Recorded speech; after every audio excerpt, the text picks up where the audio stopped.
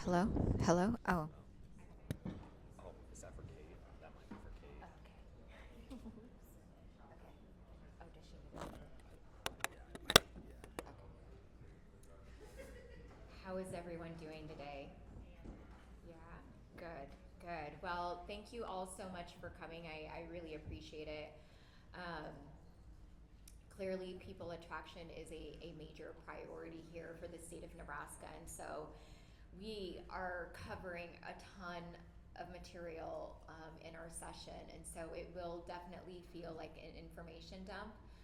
But we really wanted to take the time to highlight and gain perspective from um, some of our Nebraska youth who have utilized some of the resources that we're going to showcase today, and just understand from their perspective of was it a decision maker by them being part of this organization and being part of the programming that they provided. Was this part of their decision making process in order to stay here in the state?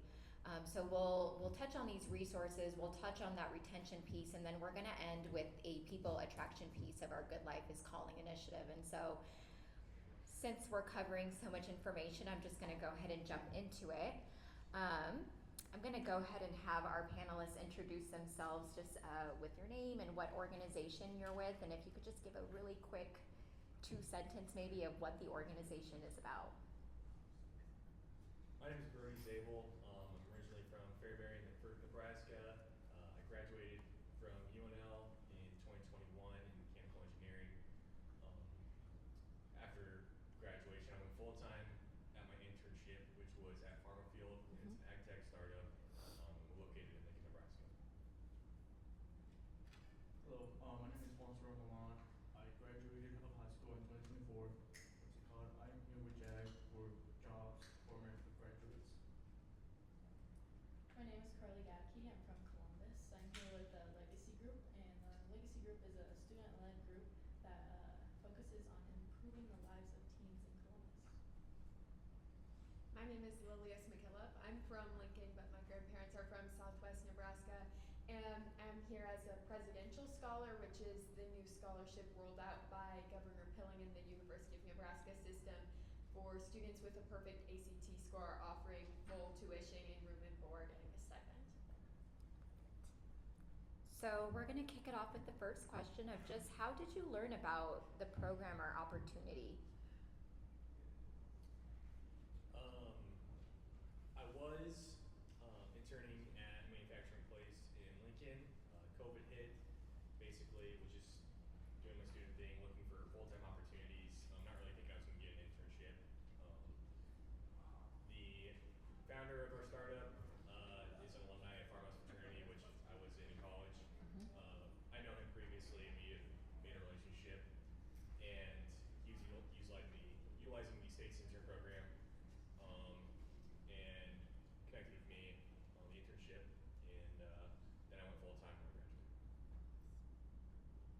I learned about JAG when I was my sophomore year in high school. I learned it through my brother's, who was a former student, and he talked to me about JAG, and I was really interested in JAG school. I first learned about the Legacy program when the Columbus Future Foundation came to my high school, CHS, and they gave us a presentation about what the attractions are in Columbus and asked us what we'd like to see. And so after that meeting, I was sent an email, told to come to some meetings to see if I'd like it, so I went and figured out it was for me. I learned about the presidential scholarship after Governor Pilling's press conference announcing it. My grandpa sent me a link to it, and I was really excited because I had already applied to UNL and the scholarship applied to me. So Gotta thank those grandpas for looking out for the grandchildren, right?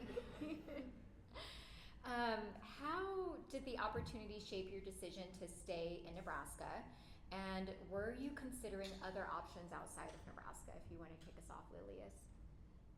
yeah, I had been considering the University of Tulsa because I was a National Merit semifinalist, and they have a scholarship package pretty similar to the presidential scholarship with all expenses and a stipend for anyone from any state who is a National Merit semifinalist.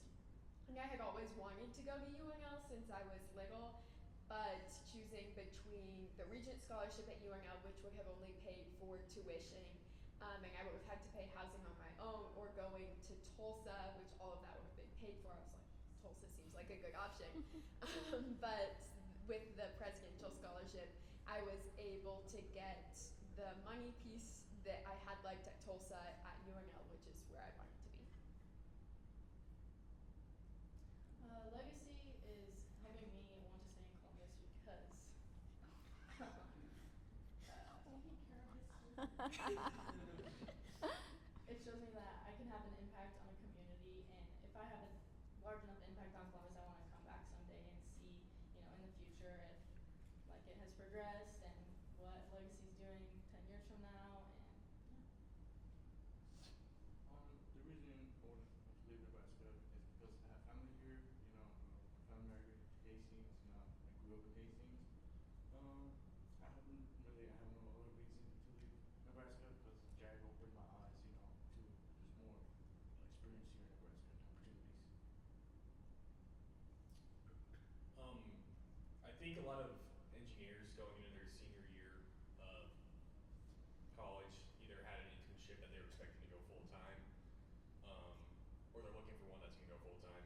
In my case, it was right in the middle of COVID, and I was laid off basically, and so not having that pretty much figured out by my senior year, I pretty much assumed that I was going to be moving out of state. It just seemed like there was more opportunities, and I was pretty close to going to Illinois when my internship got started, and that turned into a full-time position. And so I'm glad for the program, because without that program, the internship never would happen.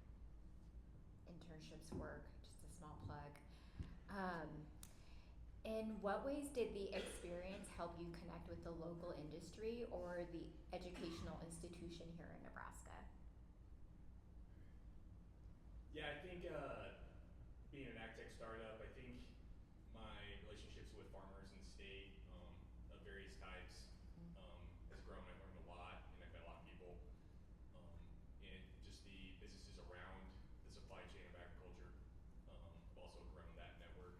And through the university system, Lincoln is really turning into an ag tech hub, and my relationships there have grown as well, just because the university is so much involved in that aspect in the city of Lincoln. So. For me, when I did my electrician in Hastings, there was a lot of things I learned. Excuse me. There was a lot of things I learned as an electrician. There was a lot of opportunities for me, to open up, talk to more professionals. It connected me a lot to a lot of professionals out there, and that thing was great for me. so in the fall I'll be attending UNK, where I have the K-Lab scholarship. So within Legacy, one of our sponsors, KC, he set up an internship for everyone who's in our group. So whether they decided to pursue that or not was up to them. So I did. So in Columbus, I interned for a local law firm. So that's how Legacy's helped me with that.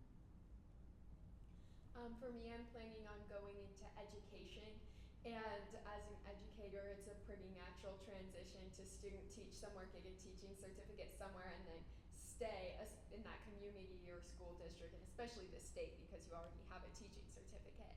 So being in Nebraska instead of Oklahoma, it'll be a much more natural transition for me to stay in Nebraska and teach here. Carly and Juan, do you want to just give us some insight on how did the experience help you build connections with professionals, mentors, or peers within your community, or even just in Nebraska? So within Legacy, one of our big projects that we're pursuing is to bring a drive-in movie theater to Columbus. So along with that comes a lot of opinions from attorneys, engineers, everything like that. So I think Legacy has really given me an opportunity to network with a lot of community leaders, and yeah, it's just taught me a lot about what actually goes into a business and how it works. For me, Jag and career specialists help me and other students do job shadows. There's a lot of things you can do as job shadowing, does help a lot, bringing experience and stuff like that.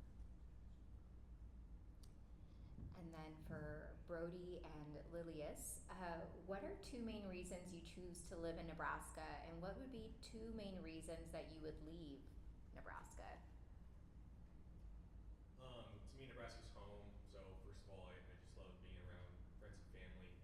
But I also like agriculture and engineering, and I think Nebraska's been a leader in agriculture, and I really see my career progressing in that field. So it allows me to feel comfortable with my career staying in the state of Nebraska. And if I were to leave, I think the major attraction would probably be like some large, like John Deere type mega corporation, and their ability to pull engineers or people like myself away from smaller companies. I think that would probably be it. And I think ag tech in Nebraska, really needs to grow in support to combat that in a lot of ways. The good news is that our governor is on board and tends to agree with you.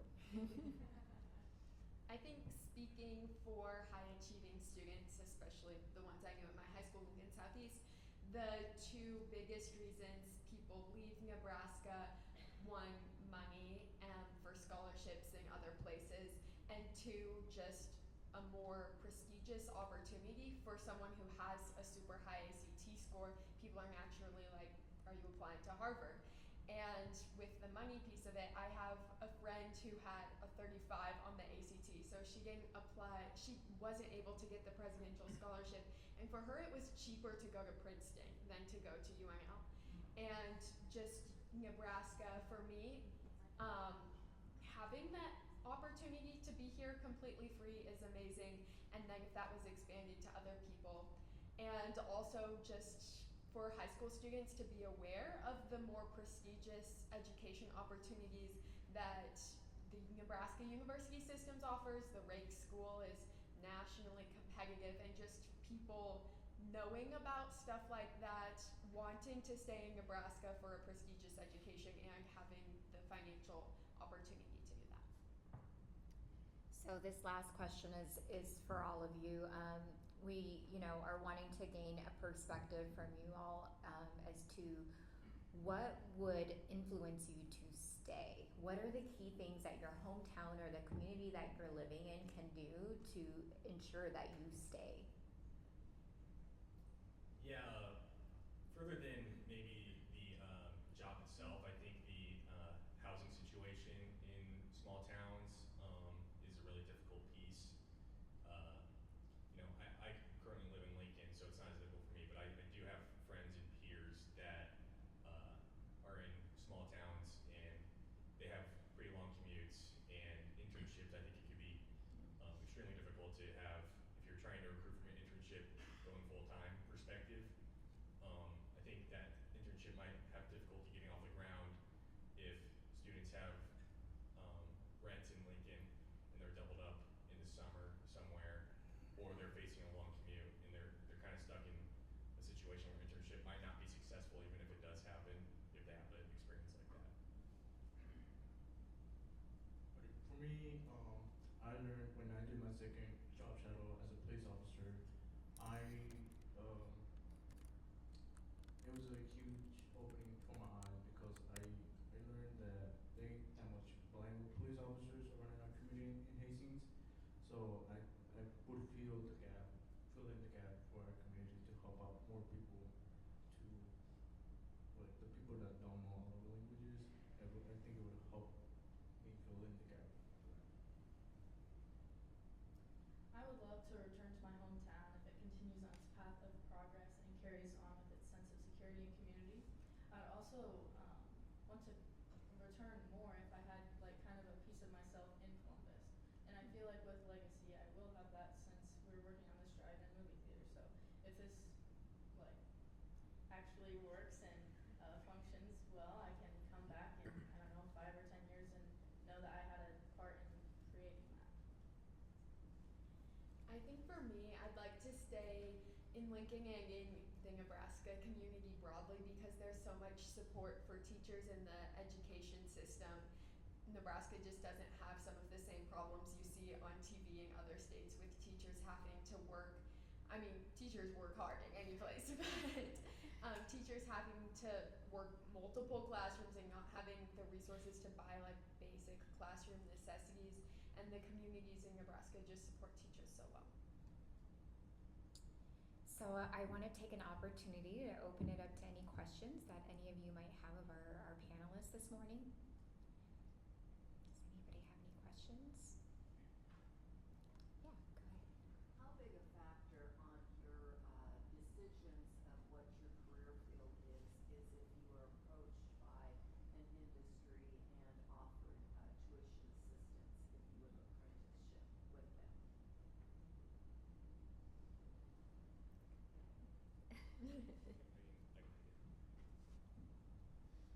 Yeah, I think the first internship that I had in college, they had a program like that, and I think it definitely helped my perspective on at that time it was manufacturing, and yeah, that was a big win. So I think they were able to basically increase my pay that wise, and the culture there and how much they cared about the internships was definitely felt.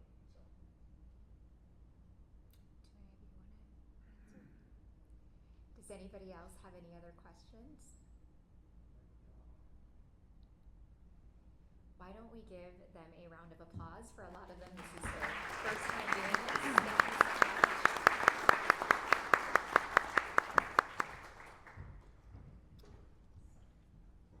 We're going to go ahead and just go into the second portion. So the organizations that they were representing, they do have representatives here this morning. And so we're just going to go into a video that will give you some information on the scholarship opportunity, on intern Nebraska, JAG, the DOL apprenticeship program, and the careerpathway.com. The University of Nebraska, now over 150 years old, is the only public university system of the state. A system that allows our students to be taught and mentored by the very best faculty. The Presidential Scholars Program, initiated in the spring of 2024, was created to enroll and to create successful opportunities for those students with perfect ACT scores. When I heard about this scholarship from my parents, I was super excited because then there wasn't as much pressure on the money part of the decision, and it was more on what I felt more catered to me and my interests. The program is structured from a financial perspective to include all tuition, fees, residential costs such as room and board, books, and a stipend to support the student. So we're a very strategic thinking family. My parents and I, we really like to plan ahead for things, but that can also create some anxiety.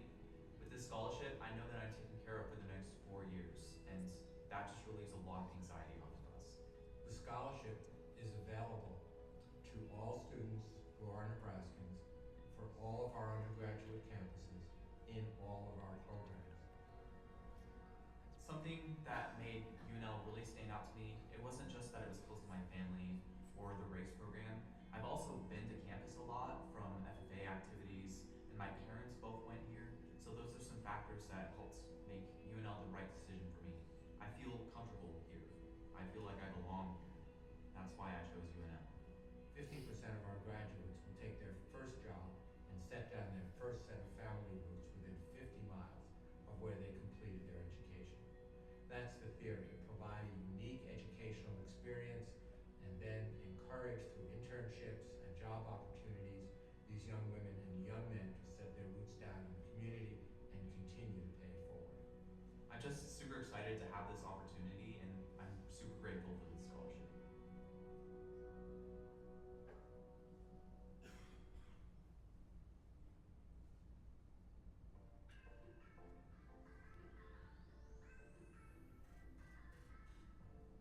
JAG Nebraska is a 4-credit classroom elective available in middle and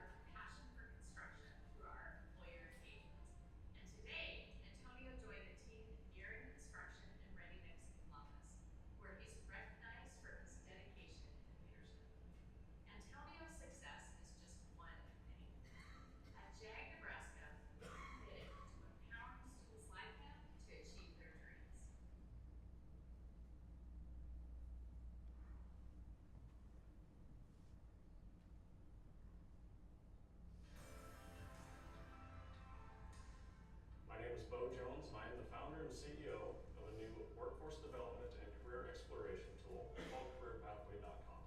We focus primarily on two things. Number one, we help students and job seekers identify their career interests, and then we introduce them to the colleges and the businesses that can get them there. Number two, we give colleges and businesses a platform to showcase their programs and career opportunities to fill their classrooms and job openings. CareerPathway.com is the alignment tool that helps students and job seekers find their path to colleges and businesses, with the solution being a more engaged and properly aligned workforce. Colleges and businesses showcase themselves as experts in their industry by adding their own photos, videos, and career information in categories such as Get to Know Us, A Day in the Life, How To, Some Advice, Path to Success, and others. This helps students and job seekers understand what each career does and what it takes to get there. Colleges and businesses can also post their program and job opportunities available. When the time is right for students and job seekers to take their next step, they have the necessary contact information to colleges and businesses with a click of a button. Create your profile today and become part of the career exploration and workforce development solution on CareerPathway.com.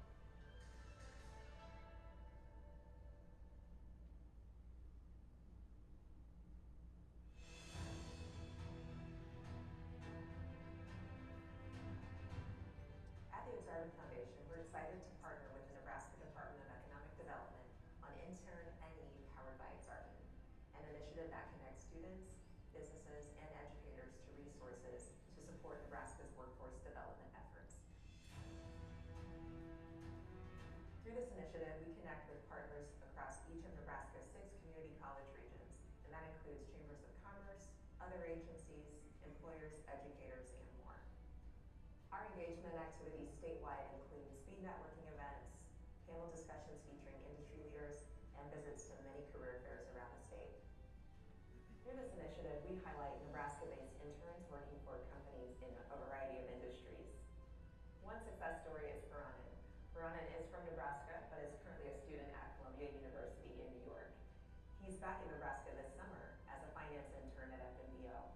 It's very important that Nebraska-based businesses continue to offer opportunities like this so that students like Feranen can come back to Nebraska and stay in Nebraska. Through internNE powered by Aksarben, we've worked with hundreds of businesses and over 1,000 students, connecting them to great opportunities and resources. And we look forward to continuing to grow this program throughout the state.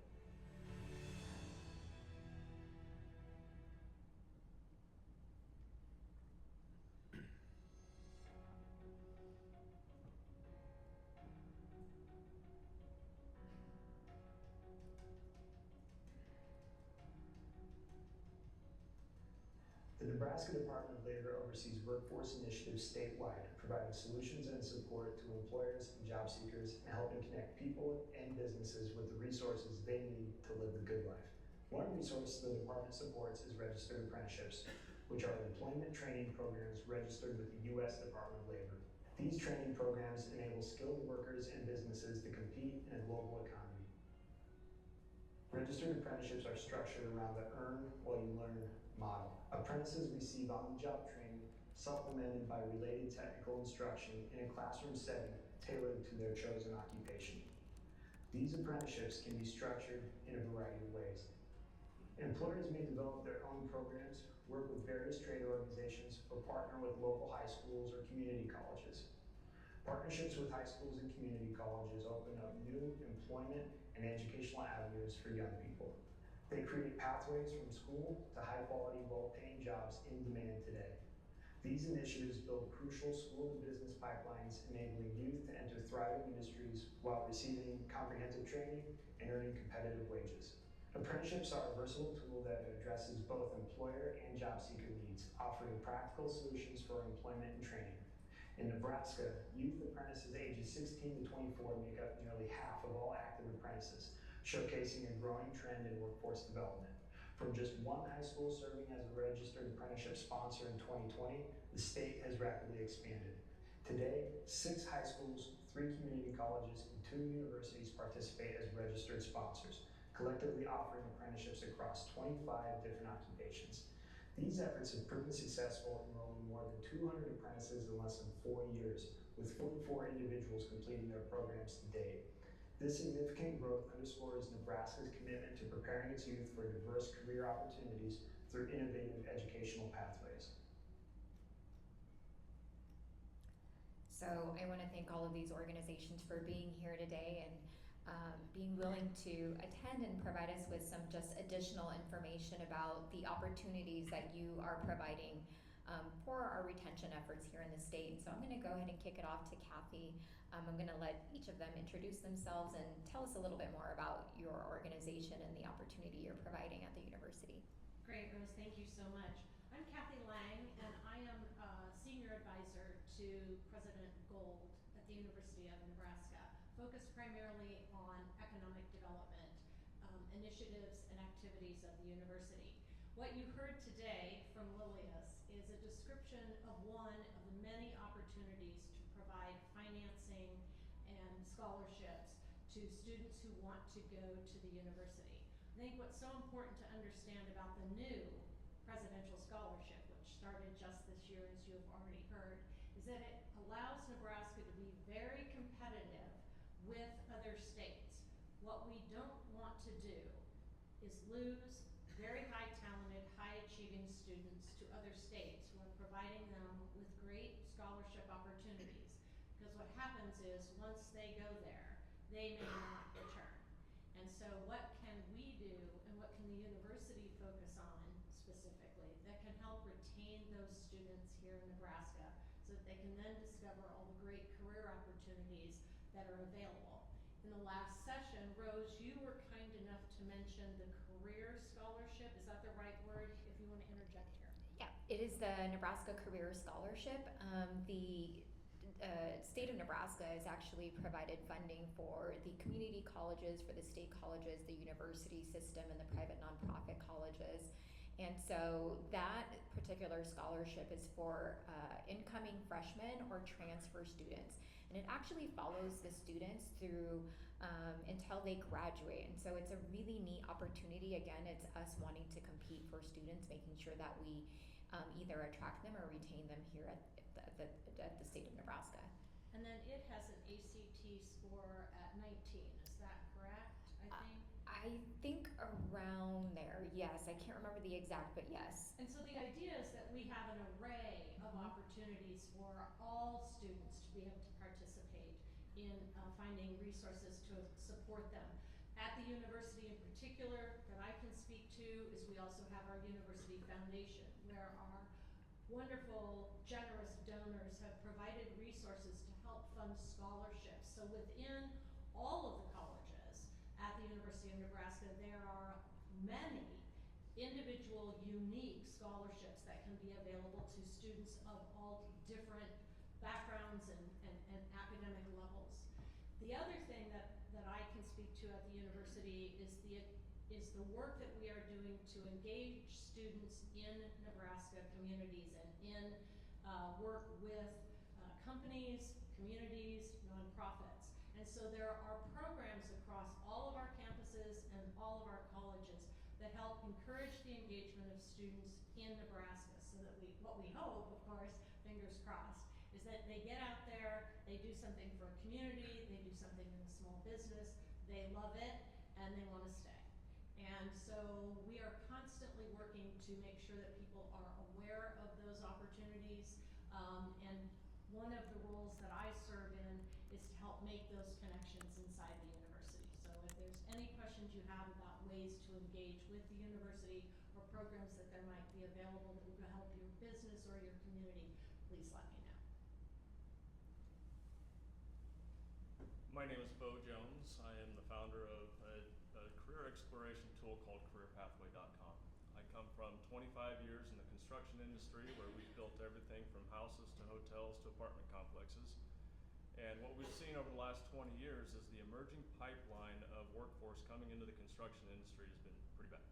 We don't have the bodies that we need to sustain the workforce that we need to do all the projects that we have available. For example, the plumbing industry is aging out 5 to 1. So we have a dire need to get the next generation of workforce into the construction industry. And with that effort, we've been in classrooms, we've done the job fairs, we've done all the job shadows, we've done everything that we can to engage the students with minimal effect.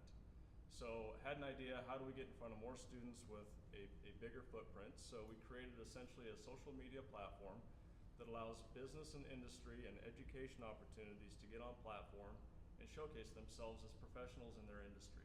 So that the students can engage on their level, like a social media platform, and get a better understanding of the opportunities that are available to them and their interests. Because the bottom line is if students in Nebraska don't know that there are education and job opportunities for them in the state of Nebraska, they're likely to look elsewhere. So we're doing what we can to showcase the Nebraska businesses and the Nebraska economy to our students, hoping to keep them here. Thank you. I'm Shonna Dorsey with the Aksarben Foundation, and I oversee the Nebraska Tech Collaborative and also internNE powered by Aksarben. Aksarben Foundation has 4 initiatives, so I lead 2 of them, but we also have Full Value Ag, which is very important to the state of Nebraska, and then Growing Together in Northeast Nebraska, led by Angie Stenger. She's sitting there, I'm not gonna, well, hi, she's waving. But the intern program is incredible, so it's a collaboration between Aksarben and the Department of Economic Development. It's a $20 million grant. So far, over $6 million has been awarded. It represents over 200 businesses across the state in each of Nebraska's community college regions, and over 1,200 positions. Many of them are in the STEM space. One thing I do want to mention too is that the value of this $20 million isn't just wages. So that's, I think, kind of the historical version of the grant was that. But now, to Brody's point, when you think about why students may not take on an internship or may decide to leave Nebraska, it does offer support for housing. It also offers support for tuition, administrative costs related to running an internship, and transportation costs. So a lot of different benefits for companies of all sizes and types. So if you have 150 or fewer employees in the state, you qualify for that wage reimbursement, but employers of all sizes qualify for all of those other categories of support. So a lot of different opportunities, and I do see some awardees in the room, including Lincoln Literacy. So nonprofits qualify, all sorts of agencies qualify. So highly recommend checking it out. And just one more plug really quick for Career Pathway. I'm thinking about braiding things together, as Cathy mentioned. On his platform, or their platform, his team's platform, there are a lot of Nebraska-based companies that are awardees that are on that platform. So when we're thinking about how do we showcase these businesses to students, this is a great way for us to think about connecting the dots a little bit better for them and getting into getting in front of, I should say, a lot more students more effectively versus the one-to-one outreach that can be very challenging, time-consuming. So great opportunity there, I think. Good morning, everyone. My name is Annette Zimmerman, and I'm the AVP of Community Impact and Programs with the United Way of the Midlands in Omaha, and we're the power source of Jobs for America's Graduates, or JAG, in Nebraska. We've been around in Nebraska since 2019, but Jobs for America's Graduates is a nationally affiliated program that's been around for over 40 years. We started in Nebraska with 3 programs in 3 distinct school districts, and we have grown over the past 5 years to school that starts in some of our districts tomorrow, but we'll be serving students in 55 unique school districts, 82 programs. So we added 50 programs for this starting school year, and our goal is to add 50 more programs for the 25-26 school year until we get across the state. We work in collaboration with the local school districts. We hire the teachers, or we call them career specialists, and they're embedded in those local schools where they're teaching elective classes for students through 7th through 12th grade, depending on the organization, the structure of the school district. Some of the things that we're teaching in those classrooms are leadership skills, career readiness skills, employer engagement skills that we're hearing from the employers in those communities. The other big part that we incorporate in that curriculum is employer engagement experiences. We want our students in those classrooms to connect with as many employers in their communities, in their regions, and across the state. This is not just a metro-based program. We have programs in far western Nebraska and everywhere in between. Our students are looking at what are those pathways around the careers they might be interested in. We know that there are more than just nursing and doctor positions if you're looking in the healthcare industry. What are all of those other careers or those pathways pathways in those different clusters. And how do we get students connected with that? So they are doing job shadows, they are doing employer engagement experiences, they have employers coming into their classrooms and connecting them with the pathway to get there, whether that's post-secondary education, trades programs, entering directly into the workforce or the military, or doing a combination of all of those. So we are excited to partner with districts and students across the state. Hi everyone, my name is Elliot Cain and I'm the program coordinator for registered apprenticeships with the Nebraska Department of Labor.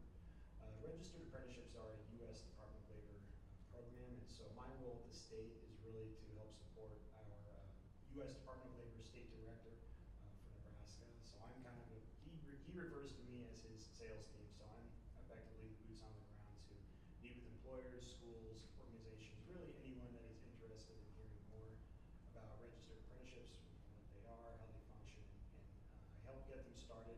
If they do choose to move forward, I kind of begin that registration process with them. I help fill out some paperwork and basically I help feed viable leads to our state director to help get them registered. In Nebraska, we've really been behind our Midwestern peers in having a registered apprenticeship presence throughout the state. So we're kind of playing catch up a little bit compared to the Iowas and the Wisconsins and the Colorados, but we've had a lot of really excellent growth in the last 5 years. At any given time in the state, these numbers fluctuate by the day really, but at any given time we have about 115 programs statewide. We have approximately 350 partner employers. Those are employers who are signed on to utilize a program. They don't have one of their own, but they're utilizing one. And we have approximately 2,800 active apprentices throughout the state. So we've had a lot of really excellent growth, and we've done a lot of work with community colleges and schools and even a couple of universities to get them involved in it and kind of be those ambassadors of apprenticeship throughout the state. So we're starting small, but we've had a lot of good growth, and we hope to keep that going. So I know we just threw a lot of information at all of you. I will have a one-pager in the action hour for you guys to take home with you, so that way you can look at these organizations again, and it'll provide some contact information as well. But I would like to open up an opportunity to the audience to ask questions of the organizations who are here today. Does anybody have any questions to ask them? Yeah. This is a quick question for Shonna. You mentioned that nonprofits can apply for one of your initiatives. What was the name of that initiative again? It's Intern Nebraska. You can find it at internNE, like Nebraska.org. And applications are open until August 31st, just FYI. And it's an easy process, right, Rose? So Sure is. It really is. Thank you. You're welcome. Go ahead. Question for Annette. Why would any school turn you down to bring the program in? What are you hearing? That's what we ask every time. So some things that districts are looking at, we, in the United Way of the Midlands, we hire that teacher, that career specialist, we embed them in there. But many of them have full schedules, full rosters, full buildings. So some of the things they look at is prior to signing on is, how can we embed this into our schedule? Where do we find space in our school to have another classroom? And then how can we partner this with the career technical education that's already happening in the district? Because our role is to not come in and replace the amazing CTE programs that are happening across the state, but it's really to come in and enhance that. The program is fully funded for the first 2 years in the school district, and then in years 3 and beyond, we ask the districts to give a small contribution to the cost, $10,000, and then we continue to fund the rest of that position. So districts are growing, we are gaining, and right now it's just continuing to spread the word. You mentioned the 5-to-1 drain of plumbers, and that's just something with the construction industry that I'm wondering how we encourage more trades, vocational sites to want to be mentors, to want to be in the apprentice program, they're not inclined to want to do paperwork. They don't want to get into, they're so swamped anyways, they have more work than what they can handle, and then to take time to mentor a young high school or outgoing graduate or trades, what are you doing to intentionally grow the willingness of the voc trades to take these up before they retire, before we lose that brain? That brain drain isn't often talked about, but it's happening. Yeah, you nailed it. So being in industry, we're busy. We're pushing to the max at all times. All of our employees are getting overtime. It's tough to bring a young generation in to train them and show them what we're doing because it's very time consuming. And from my perspective, the result that we got out of that, I hope the students went on to do amazing things, but unfortunately they did not come to my company to do amazing things. So for me, it was a donation of time that I did not see the results from. So with what we're doing is now we can do it in photos and videos, and it reaches far more students with far less effort. I put a video on platform one time, it could play for the next decade to thousands of students, telling them the same thing that a job shadow would have done that would have taken half a day. So we're trying to do this in a platform that's engaging to the students, that's an easier lift, that still gets the message across. And how about from the employer perspective? Getting more employers to want, I mean, for that hands-on experience, that hands-on, that it just seems to be a missing piece that no one's really talking about. We can go talk to somebody in the trade industry, but they don't want to take that on because of the burden. Correct. And if you show me a student that's very engaged in the construction industry and they can prove through a platform that they've spent hours engaged in the content and it's something that is viable for them to move forward to an education or into a career, I will spend more time with that student. It's a pairing of, it's a direct match, if you will. It's instead of me going into a classroom of 30 students, of which 0 of the 30 might be interested in construction. That's a half a day's worth of effort for 0 results. So it's more of a paired effort with hopefully higher results. Yeah. Bo, how do you get a student to download your app and open your app over any other choice they have on their phone? Well, that's a good question. So we've been working with the education system. So the intent is that this will be a tool in the classroom for career exploration for students between 13 and 18 years old. So 8th and 12th grade. State of Nebraska currently has roughly 120,000 students that are in that age range.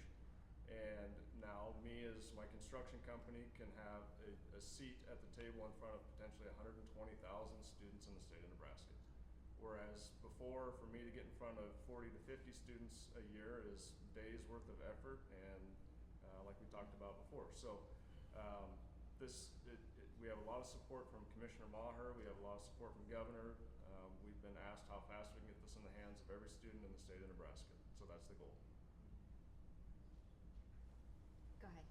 I have a question for the Department of Labor. Is your department doing anything to increase the strength and size of union membership in the state of Nebraska? Because I think as a member of the youngest generation entering the workforce, one thing we care about a lot, one issue that's really salient with our generation is worker empowerment and feeling like we are stakeholders in the organization that we're a part of and that we contribute to. And there's study after study, the Economic Policy Institute found that the 17 states with the highest level of union membership have an average median income of over $6,000 greater than the national average. And I think that's a big deal, and Nebraska right now is nowhere near that upper echelon. So I was just curious if the Department of Labor is doing anything actively to increase the level of union membership in the private sector. Well, I can only speak to my role as it pertains to registered apprenticeships. So as to answer, I don't want to answer for the department as a whole and then have somebody come and give me an angry email or phone call or anything like that. So from my perspective, from apprenticeships, there's a lot of crossover with unions and trades and things like that. To answer your question, I'm not doing anything to promote the creation of unions. That's really outside of my scope as far as it pertains to registered apprenticeships, largely because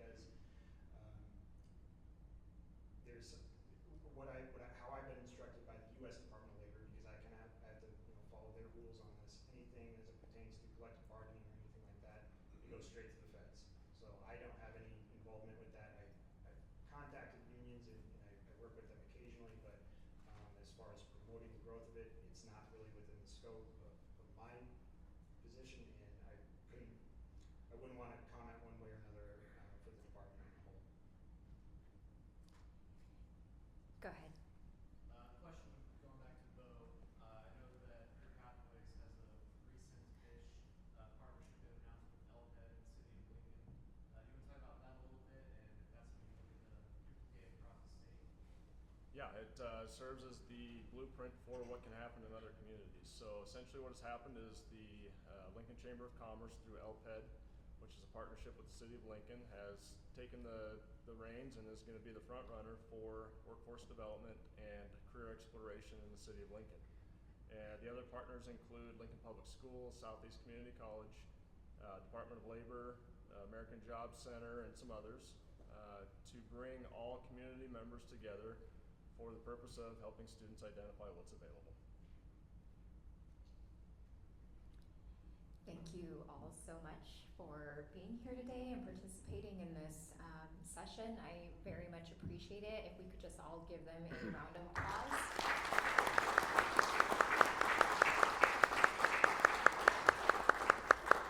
So this is going to lead us right into the next part of our session, which is all about people attraction and what is the Department of Economic Development or the state of Nebraska doing in their efforts for Good Life is Calling initiative. And so I'm going to go ahead and kick this over to Garrett Stolz. He is the marketing manager for the Good Life is Calling initiative.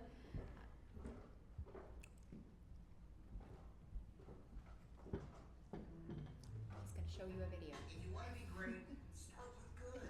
You know, like good friends, a good job with good opportunity, good nights and good mornings, good trails and good air. It's good to go for it. Good to find your pace, a good space, a good embrace. Let me in there. A good place to set up shop. A good front yard, backyard, and if you want, barnyard. Good teachers, coaches, and next door neighborlies. Good official handshakes. Good non-official handshakes. Good people, good churches. It's good to be free. Cannonball! Good things, good times, good manners, good games, good game, good game, good game. Good schools, good artsy stuff. Good this, good that is not Nebraska. Wait, that's Nebraska? Good commuting, good, commuting. Tastes good, looks good, is good. So good, we're showing it again. It's a steal, people! Good feelings, good fishing, good steaks. Those are great. Good medical places doing medical things. Good farmable places doing farmable things. Gonna make you good. More good. Even more good. Good stars. Good dreams because of said stars. And good kids. Normally it's a long day of filming, okay? These are the in-between moments that make Nebraska. They say you can't have too much of a good thing. And we've got plenty. The good life is calling.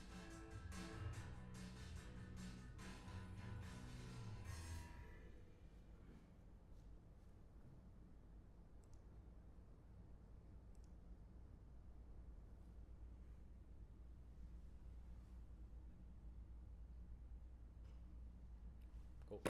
Well, hello everyone. It's kind of hard to follow up a video like that, but I'll do my best up here. My name is Garrett Stolz. Like Rose said, I'm the talent marketing manager overseeing the Good Life is Calling brand for the Nebraska Department of Economic Development.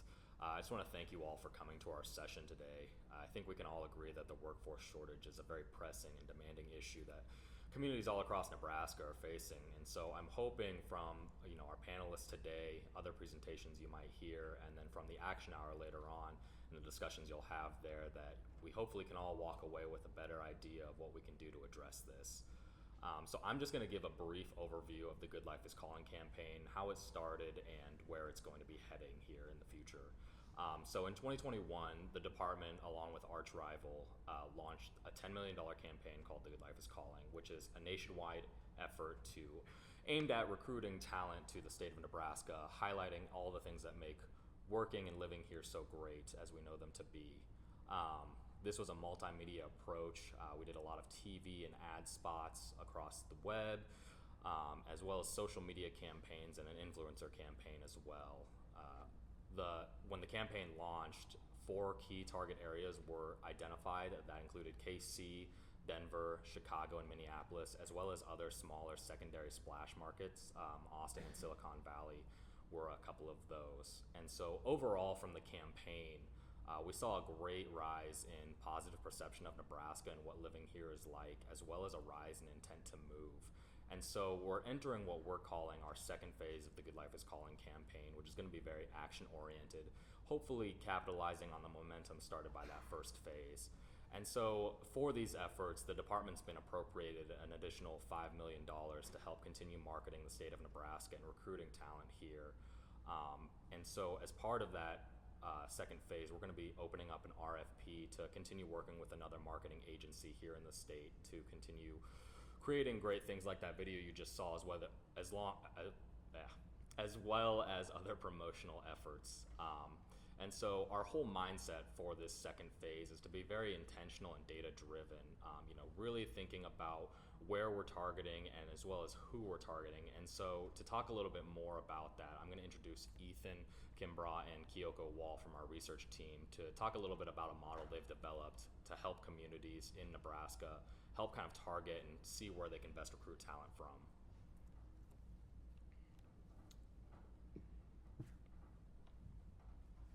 Hello everyone, my name is Ethan Kimbrough. My name is Kyoko. And we are with the Nebraska Department of Economic Development. We're researchers there. And our presentation today is going to be about a modern workforce recruitment methodology that we developed, which we hope through sort of a data-driven and research-driven approach can help increase the odds of different cities and community organizations of bringing people to the state of Nebraska. So to give you a little bit of background about this, DED was approached for a consultation regarding workforce recruitment, and we were asked by this city, how do we bring people to the state? Where should we be looking? Where can we find the kinds of people who will move here? And I think that's an excellent question. I think it's such an excellent question that we have now spent the last handful of months trying to figure out an answer to it. And I think, based on most of the people in this room, I suspect that you've also considered this question and that this is something that you would also like to have an answer to. So for us, coming in with not as much background on this, we ended up having some conversations with different cities, community organizations, businesses from all the way in western Nebraska, all the way to eastern Nebraska, north, south, everywhere. We covered as much area as we possibly could, and we're still working on covering even more area. And in these conversations, we asked, well, what sort of strategies do you currently utilize? What sort of things do you currently look for when you were trying to figure out where you're going to recruit from? So what we found was that there was typically 3 pretty common things. One, they wanted to recruit people back to the city, people that they lost with that boomerang effect that's pretty common that people talk about. The second thing is that they wanted to sell their community's brand. If they were an area that had a lot of nature and hiking, they wanted to sell that brand and try to connect with people who are interested in hiking and nature and try to bring those people there. And then the third thing is that they also wanted to try to identify communities that were identical to their own. And we found that this was also a very common thing for people to talk about, that they wanted to try to identify, similar workforces, similar workers. They wanted to identify cities where they could say, okay, well, that person has lived in that city, and that city is very similar to ours. And so therefore, if they can live in one place, they can live in this one as well. And this got me thinking, is this the best strategy? And how do we even know that the people that we're trying to recruit, the people that we're trying to target, how do we even know that those people are interested in moving, right? And this got me thinking again, and I thought, well, if we can identify the characteristics of who moves and how and why they do move, can we use that to increase our chances of actually recruiting people to come to the state? And so this is the who, how, and why. 65% of all movers are between 18 and 44 years old, and that's your primary workforce age as well. 74% of 35-year-olds, by the time they're 35, have traveled less than 100 miles away from their hometown in terms of where they live. And 87% have traveled less than 500 miles away from their hometown. And finally, in terms of the number of people that actually do move across state lines, only 8.2 million people moved across state lines in 2022. And that's a pretty similar number just year to year. That trend has been pretty consistent. Now this shows you where exactly everybody goes in terms of, by age 35, about how far they've gone. You can kind of see this distribution. 18% live in the same census tract as where they were born, while only 13% have moved beyond 500 miles. Again, this sort of shows you the scale of how limited most of it is. By the time most people move to 100 miles, or the vast majority of people will move within 100 miles, but not many people will move beyond that. And this is the why of people move. Young adults are most responsive to higher wages, by far. By far most responsive to higher wages. They tend to follow the sticker price of the job, and they tend not to be very responsive to cost of living, which is something that is very difficult for Nebraska, right? Because those wages are one of those pieces that a lot of cities in Nebraska really struggle with. But when you're looking at the number one and number two reason why people move just generally, just in the entire country, why people move, housing is the number one reason cited, with 44% of people saying that was a reason that they moved. And second to that is wanting to move in some relation to family, whether they wanted to start their own family, move closer to family, any of those sorts of factors. Sorry. So this led to a series of assumptions, which is just the same things I just said, but I'm sort of laying it out in order, right? So very few people move each year. Even fewer of those people move across state lines. Most people that do move are between 18 and 44 years old. Of the people that move, 87% of them are going to stick within 500 miles of their hometown. And when young people move, it's typically for one, if not all three, of the following reasons. They want cheaper housing, they want higher wages, or they have proximity to family. So, how can we utilize this data and all of the other research that we work on? How can we utilize this to guide recruitment strategies, given that we have very limited resources in doing so? How can we use this to increase our chances of actually successfully delivering these campaigns that bring people to the state, anywhere in the entire state? And then, how can we identify people who are actually likely to move in jobs that we would actually want to hire people for? And so that brings us to our methodology, and I'm going to hand this over to Kyoko, and she's going to take an opportunity to go through this, and she's going to explain all of the different steps of the methodology. And she's going to go through it, and she's going to talk about how everything kind of lays out and how we can deliver this short list of areas where you can be looking and find the specific sectors that you're looking for and all of those different things. So given that a majority of people live within 500 miles of their hometown, our first step is going to be identifying cities that fall within that range. So currently we're only doing this in metropolitan areas for a few reasons. First, there's not a lot of reliable data for smaller communities, even when you just go down to that metropolitan area. Second is that we think that a denser population could lead you to higher odds of success. And three, since COVID, with a lot of the remote working, like a lot of things shutting down, people have to go outside and do things with families more, a lot of larger communities have actually been losing population to smaller communities because there's been a big change in a lot of change about attitudes about living rural. So your second step is going to be identifying your key industries by NAICS code. We did a 2-digit industry code just to be more broad. We can be as specific as you want and get down to one specific career.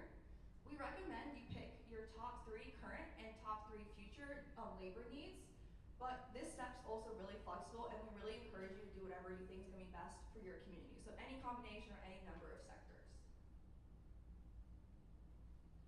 Your third step, you're going to be comparing the cost of housing.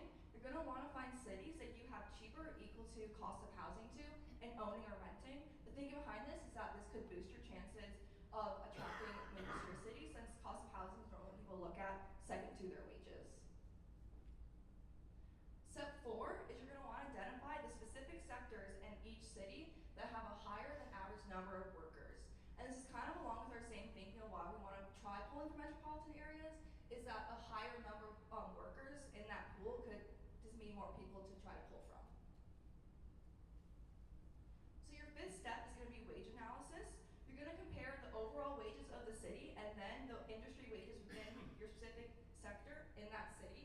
And the reason why we also want to look at overall wages is that people will not stay in their same industries their entire lives. And also we want to account for maybe trailing spouses or older children that might be following them.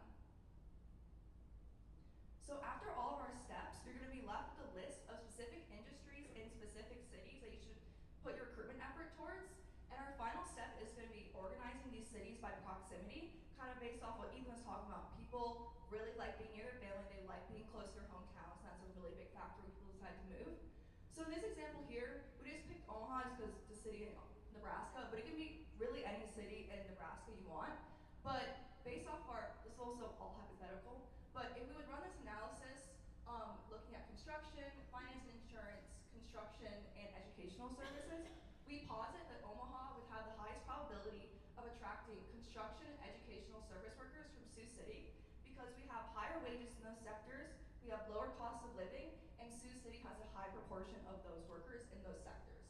And also keep in mind that for every unique analysis you run, depending on your city and the sector, you can get really any combination, any number of cities and sectors, and you might not even get a city in your number one tier, which is unfortunate, but it's just kind of just the way that the filtering works. So these are our 6 steps kind of visualized. As you can see, it's kind of like a funnel that filters through these different pairings of sectors within cities. So for this simplified and hypothetical example of Omaha, we have some metropolitan areas that are within 500 miles, and then we just pick some 4 random industries. Step 3 shows your cities that have higher cost of housing. Step 4 is going to have your sectors within cities that have a higher than average number of workers. And step 5 are going to be those sectors within cities that have lower wages and then lower overall wages. And then our right is our final list that we're on our last slide.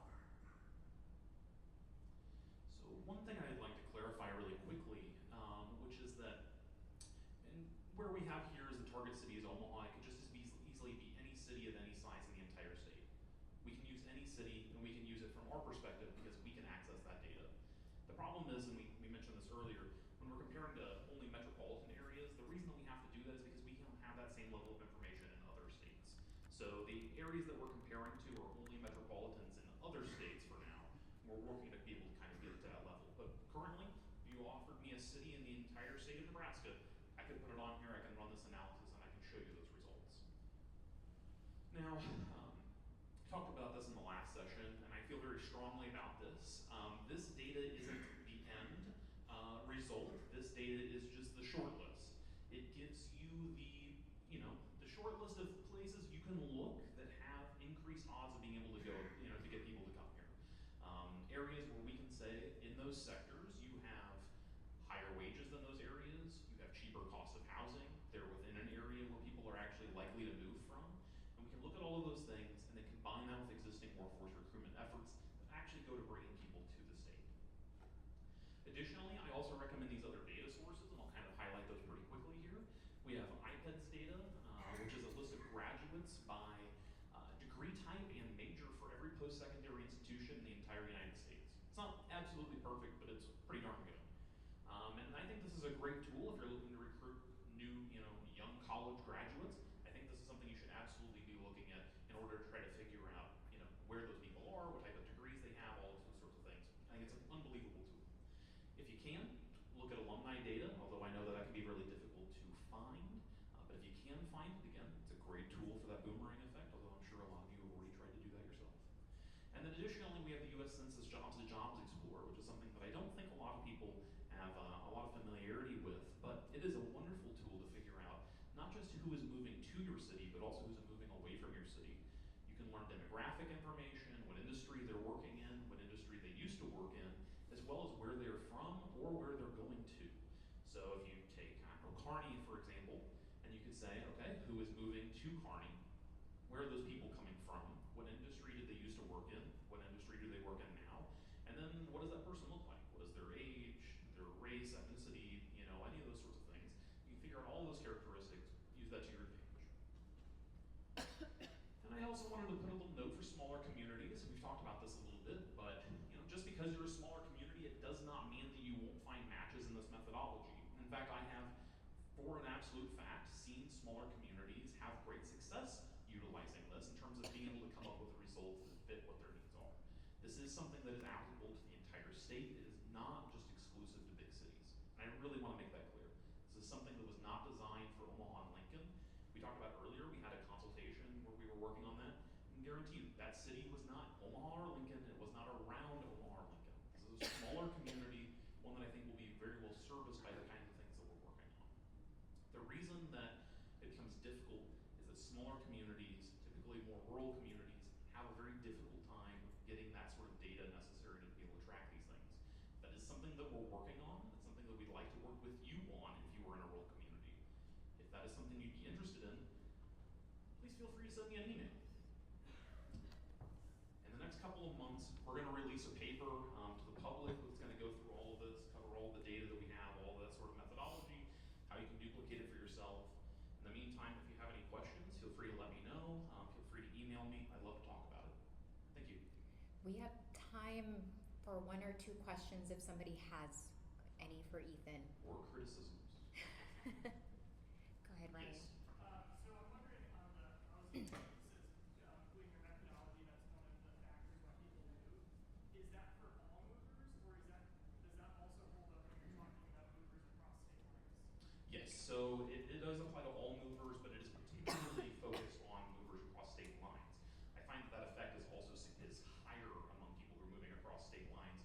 The cost of housing really does matter. That piece is very important. And again, as I cited earlier, it is the number one reason why people move. It's also the number one reason why people move across state lines. And we find that that's true for renters and homeowners, which is why we apply both of those values in comparisons here. You know, the sort of the age group that we're looking at, if you're looking at, you know, again, a 35-year-old or looking at, you know, a 25-year-old, each one of those groups, they could be homeowners, they could be renters. It's really hard to know, and so I think for those, we do sort of a proportional look at what those housing costs are going to look like between each of those areas. Yes? To tag onto the housing question, do you look at type of housing? I mean, I look at myself and my 25-year-old daughter, and we move, we're looking at different types of housing. Sure, so you mean like... Not just the cost, but yeah. the type of housing. Do you mean like in terms of like, you know, again, like a house versus an apartment versus, Or you know, even multifamily the homes? smaller communities, age of housing stock. Sure, yeah, absolutely. So we don't look at necessarily age of housing stock. It's just something that's going to be really difficult for us to find data on, and it's also difficult for us to apply. It's something that I'm really interested in. So I think that piece about the type of housing that you're looking for is super interesting, and I'd like to have a conversation with you about it. I know UNO's looking at it. Yes. So I know other people have kind of considered it. It's something that I think we found difficult to apply to what we're looking at here. But all of that said, I think you're absolutely right. Something that we look at with the housing cost piece is that it's going to look at 1 bedroom, 2 bedroom, 3 bedroom, 4 bedroom, 5 bedroom homes. It's going to look at all, I mean, you know, the whole range of all those different homes. We're going to compare prices based on all of those factors, which again doesn't quite get to what you're going for, but I think it does sort of encompass a little bit of that. Some of those larger homes maybe fit some of that need a little bit better. So, anybody else? I was kind of kidding, but kind of not about the criticisms. If you have something, if you didn't like something, I'd love to hear about it. So to wrap up, sorry, go ahead. We'll have one more. I was just going to say, I feel like, well, I am a statistic now, and I fit in between the 18 and 35 year demographic, of course. But I've been here for about 2 weeks in Nebraska, and I wonder if there's, behind all this push to attract people from other states and other areas, are there any talks on how to mitigate the unintended consequences of you wake up one morning and Nebraska the good life is no longer the Nebraska that you know? Yeah, I mean, I think that's an interesting piece about it, and I think that's something that, to be honest, I'll kind of leave that up to individual communities in order to be able to make that decision for themselves, right? I mean, some communities are in absolute need of people, right? So they're going to do whatever they can to get people, and they know that for themselves. You know, a community that doesn't feel like it's going to be a good fit for them, they're just going to not choose to use this. They're not going to reach out to me or whatever. So, you know, I think that's kind of how I come onto that piece, and then sort of secondary to that, I think in conversations with a lot of these other areas, I think that what people have found is that the good life only gets better when you're kind of bringing people in and you're bringing those workers that you need. So. Thank you, Ethan. Thank you so much. Let's go ahead and give Kyoko and Ethan a round of applause. Really quick, we have 2 minutes, so I just want to end with this. Rose, you've given me way too much information. What do I need to remember? I want you to remember that we have been given $5 million to compete. So we are in it to win it. That sounds really bold, doesn't it? But we do want to compete. The governor has been saying that we need to be competitive, and so that is truly what we intend to do with these $5 million. Beyond just a national marketing campaign, there's going to be a lot of layers to this. We want to go outside of the state of Nebraska and recruit the talent that we so badly need here in the state. And we can't do this alone. We really need your help in doing this, whether it's as a community, with employers, with associations. We really want you to be a part of this initiative. And so we have a QR code that we would love for you guys to submit your contact information, because we really truly want to work with you. We want to get ideas from you as part of that $5 million. We have the opportunity to do some pilot programs, and so we want some information and some ideas from you guys. You've met Garrett, but I just really quickly, with the 1 minute I have left, I would like just Amber to stand up and wave. She was hired 3 weeks ago, and so she'll be working on our boots on the ground initiatives of going outside of the state and doing some of those outbound events and then following it up with inbound events. We feel like we've already started with some successes. We have about 110,000 leads that come from a partnership with the Department of Tourism and the Department of Veterans Affairs.